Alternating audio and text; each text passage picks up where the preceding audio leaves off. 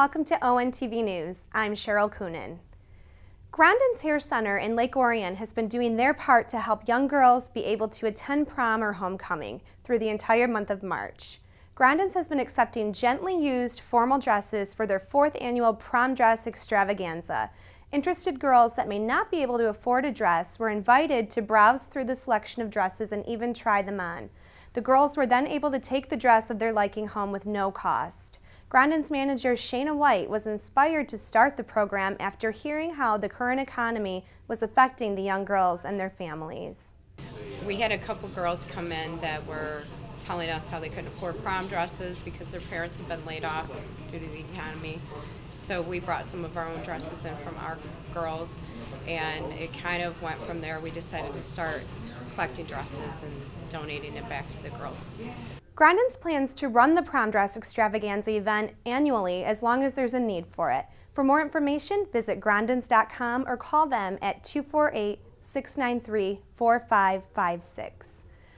On Friday, April 4th, local 7th grader Elena Zalek made her long-awaited return to her home in Keatington from her stay at C.S. Mott's Children's Hospital. While Elena was bravely fighting for her life, family and friends and community members were busy making sure her home was equipped to handle the new challenges Elena and her family will now face. Beth Schifford and Mike Menino led a team of extraordinary volunteers through the process of adding on to the family's home. How in the world did you get involved in this project? I was asked if I could help.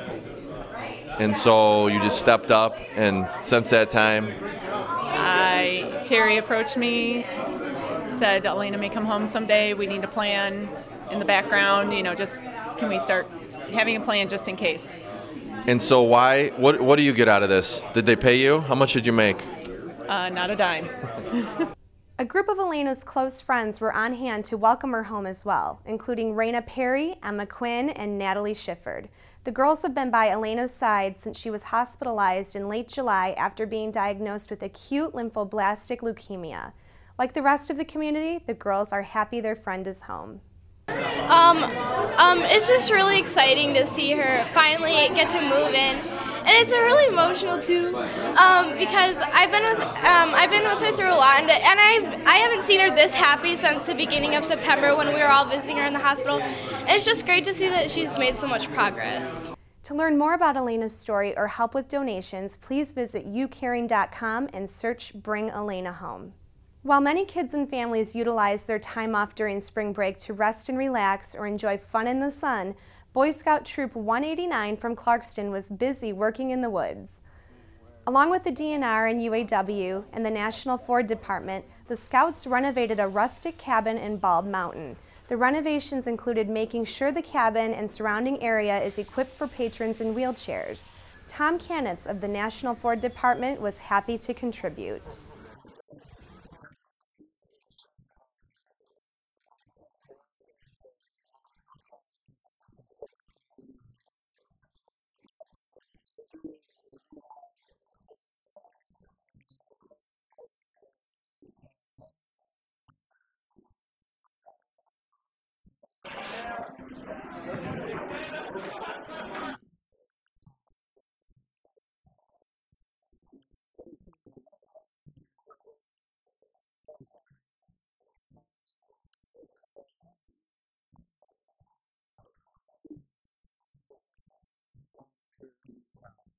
The newly renovated cabin was the second on site to go through the makeover, a project Andrew Cole of the DNR is grateful to be a part of.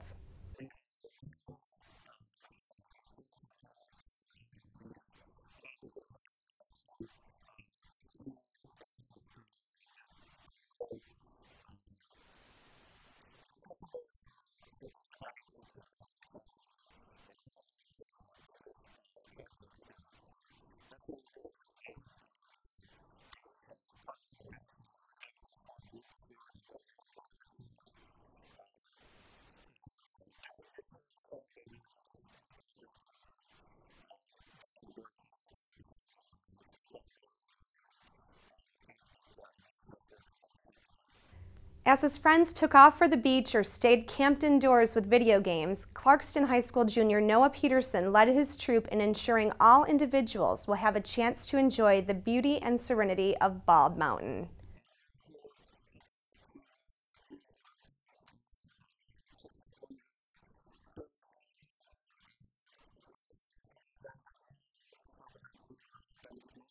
Those interested in appreciating the hard work of the Scouts by staying in one of the rustic cabins can visit michigan.gov/DNR and search Bald Mountain.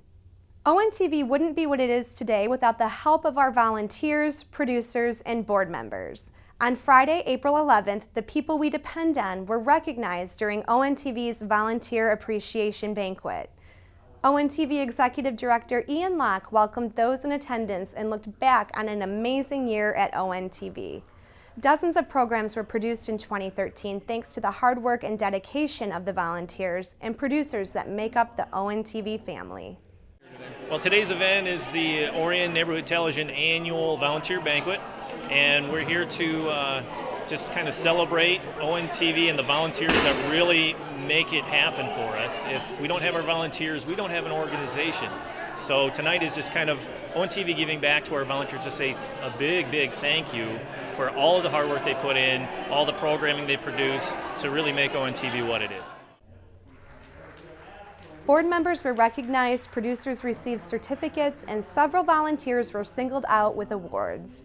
Named ONTV's Volunteers of the Year were Kevin McCormick and Sue Lovelace.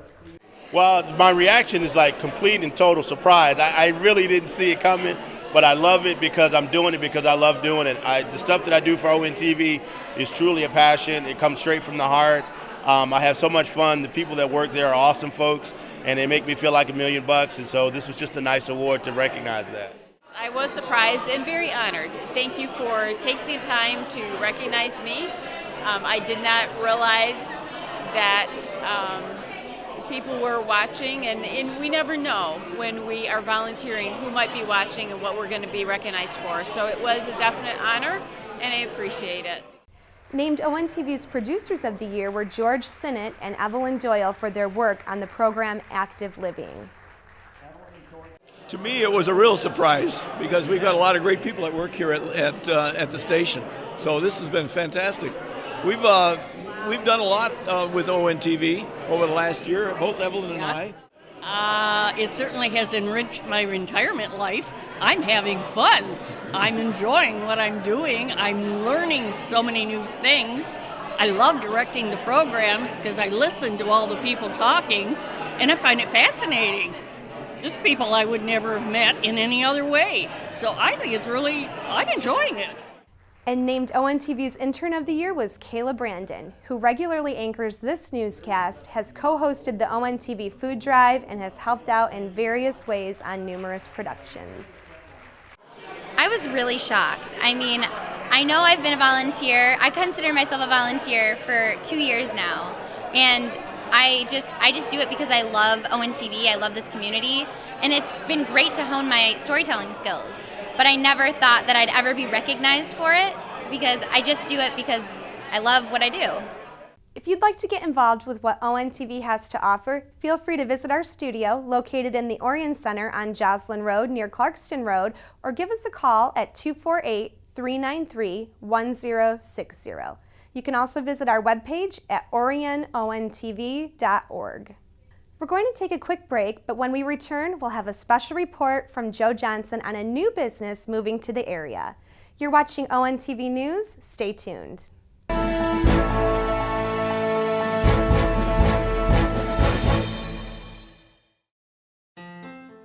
Orion Township Fire Millage by the numbers. The 2013 call volume was over 2,010 calls, with 2014 showing an increase of close to 2,400 calls. This trend will only rise with the increase in building and population growth.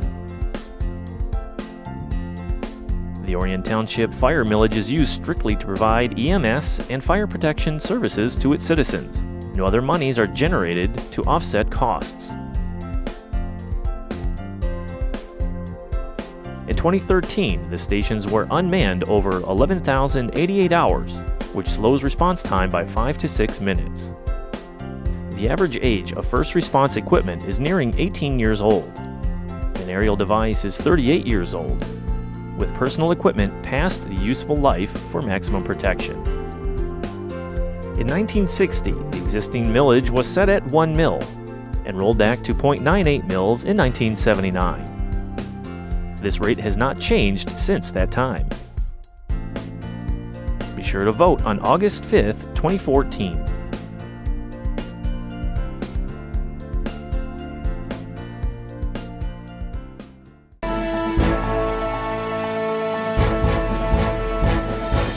Welcome back to ONTV News. I'm Cheryl Coonan. The Lake Orion Arby's restaurant on Lapeer Road closed its doors in 2012, and since then the building has been deteriorating due to lack of maintenance.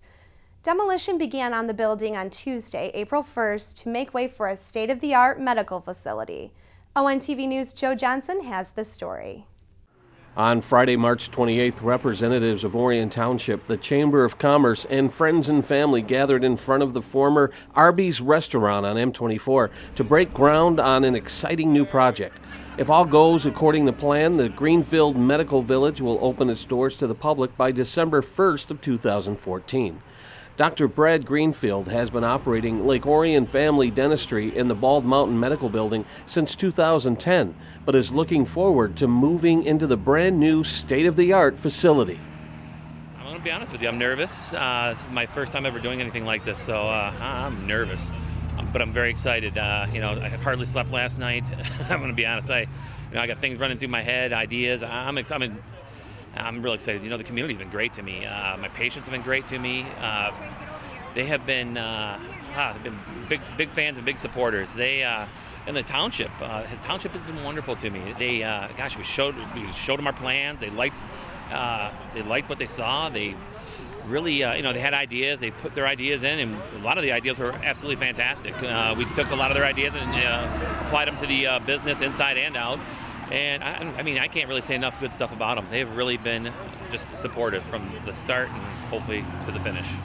Located on M24, the main thoroughfare for anyone traveling through the village and township, the restaurant has become an eyesore since closing its doors in 2012. The dilapidated building will be replaced by a 5,000 square foot facility offering the latest innovations in the field of dentistry. Yeah, we're a family practice. We provide all levels of family care. My specialty here is CAD/CAM dentistry. We do a whole lot of CAD/CAM dentistry. If you break your tooth, which happens, it happens, we can restore it in one visit. And that's, it's exciting technology. It's really come to light in the last few years, and we like to think we're the leaders of it. This is so exciting for our community and for our business community and all of our residents, because we're taking something that's been empty for the last 4 or 5 years that will now be revitalized and turned into a thriving and beautiful business. I talked to Dr. Greenfield this morning about it, and he is so excited. It's going to be a state-of-the-art facility with one-day services that they'll be able to provide, and totally wheelchair accessible. So it's going to be a real asset to our community.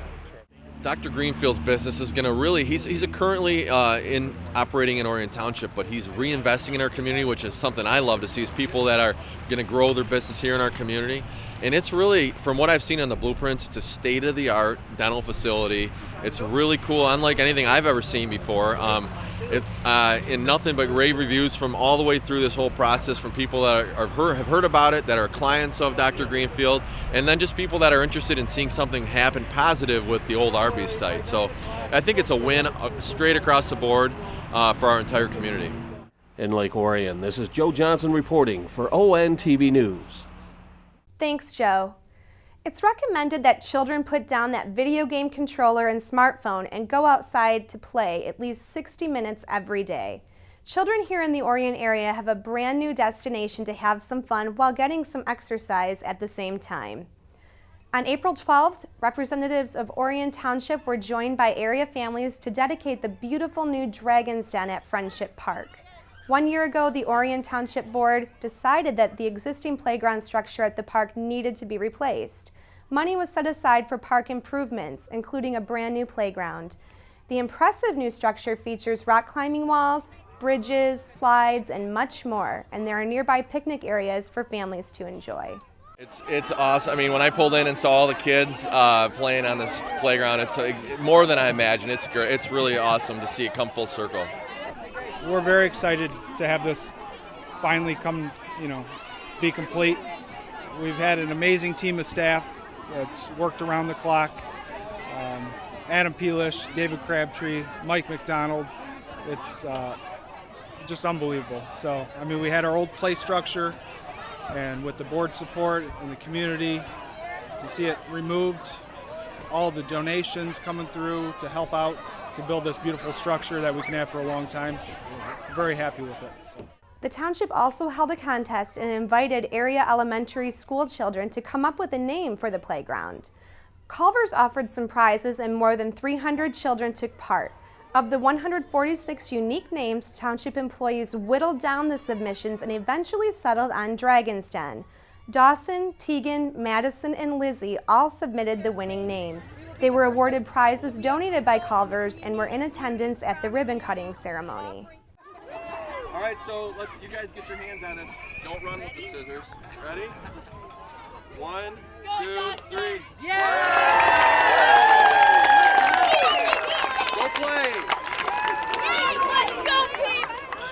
Yay! Play structure is a huge center point for our community and always has been. So I thought to myself, why don't we make it a destination? Let's give it a name. Let's give it some character so we bring attraction and people from other parts of the community or other communities even to come see it. And that's what we have in front of us.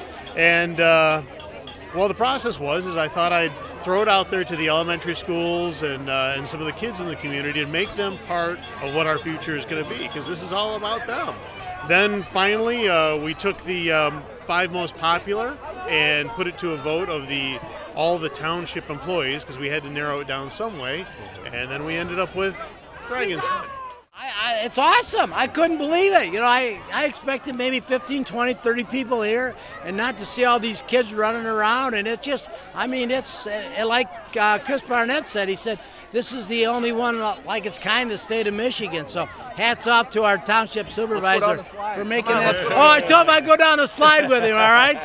The park is destined for more improvements this year. A play area designed for kids with special needs is in the planning stages, and a community garden will get underway this summer. In 2012, we here at ONTV covered the Oakland County Quilt Guild's quilt celebration in Lake Orion. The news story that we uploaded to YouTube quickly became one of ONTV's most watched videos of all time. 2 years later, the quilt celebration has returned to Lake Orion, and the event seemed to be as popular as ever. On Friday and Saturday, the Oakland County Quilt Guild hosted their biannual celebration at the First Baptist Church in Lake Orion. An estimated 1,000 attendees showed up over the course of 2 days to enjoy the 250 quilts on display. 155 of those quilts were judged, and ribbons were handed out in a wide variety of categories. Vendors were on hand to sell quilting supplies, and attendees were invited to enjoy lunch as well. All proceeds raised helped the Quilt Guild support numerous charities throughout the county. The appeal of quilting, coming from a newer quilter, I worked the show helping one of the seniors with fundraising, and I got the bug. It's relaxing, it's beautiful, it's an opportunity for anybody. It doesn't matter what your skill level is, you can create something beautiful. And I think that just attracts people, it draws them, because they don't have to have this level of skill to be able to create a piece of art, and it's functional. I mean, quilts are functional, they're beautiful. So I think that's kind of the draw. One of our goals really is just to promote the art of quilting and to get people interested in it. And as you can imagine, it's a somewhat dying art. I hate to say it, but Maria and I might be a couple of the younger members, and we're always looking for, younger people to get involved and enjoy quilting with us. And it's an art form, it's a functional form. We use them on our beds, we hang them on our walls, we do all kinds of stuff with them. So. Also in attendance were representatives of Miracle Quilts, named after fallen soldier Joseph Miracle. The organization creates quilts that are donated to wounded soldiers and veterans. We are local. We're very proud of our group. We started 5 years ago, and we make quilts for our wounded troops. I drive them personally down to Walter Reed Army Hospital, and in 5 years, we're just starting our 5th year, and we've made over 1,000 quilts. Our group was founded in honor of Private First Class Joseph Miracle from Ortonville. Joe was killed in Afghanistan after being there only 35 days. So this project is to commemorate his service and sacrifice. And we're so proud because we have no corporate sponsorship. It's all volunteer. People come and work. They can work at home. We have no dues, no meetings, or no requirements. You do it on your own time, and I think that's why we're so successful. The Oakland County Quilt Guild meets the first Thursday of each month, September through June, at the First Congregational Church in Rochester. Members gather to promote the art of quilting and to enjoy presentations by speakers. For more information, visit their website at oaklandcountyquiltguild.com. That's it for this edition of ONTV News. On behalf of the entire crew, I'm Cheryl Coonan. Thanks for watching.